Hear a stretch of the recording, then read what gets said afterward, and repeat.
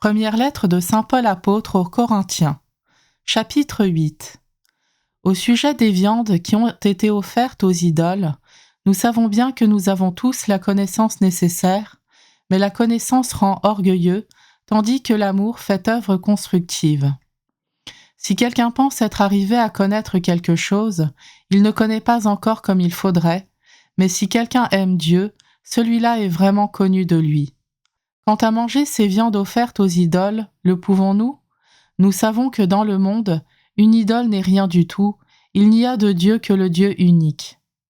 Bien qu'il y ait en effet au ciel et sur la terre ce qu'on appelle des dieux, et il y a une quantité de dieux et de seigneurs, pour nous au contraire il n'y a qu'un seul Dieu, le Père, de qui tout vient et vers qui nous allons, et un seul Seigneur, Jésus-Christ, par qui tout vient et par qui nous vivons. Mais tout le monde n'a pas cette connaissance. Certains, habitués jusqu'ici aux idoles, croient vénérer les idoles en mangeant de cette viande, et leur conscience qui est faible s'en trouve souillée. Ce n'est pas un aliment qui nous rapprochera de Dieu. Si nous n'en mangeons pas, nous n'avons rien de moins, et si nous en mangeons, nous n'avons rien de plus. Mais prenez garde que l'usage de votre droit ne soit une occasion de chute pour les faibles. En effet, si l'un d'eux te voit, toi qui as cette connaissance, attablé dans le temple d'une idole, cet homme qui a la conscience faible ne sera-t-il pas encouragé à manger de la viande offerte aux idoles ?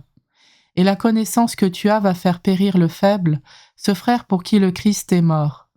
Ainsi, en péchant contre vos frères et en blessant leur conscience qui est faible, vous péchez contre le Christ lui-même.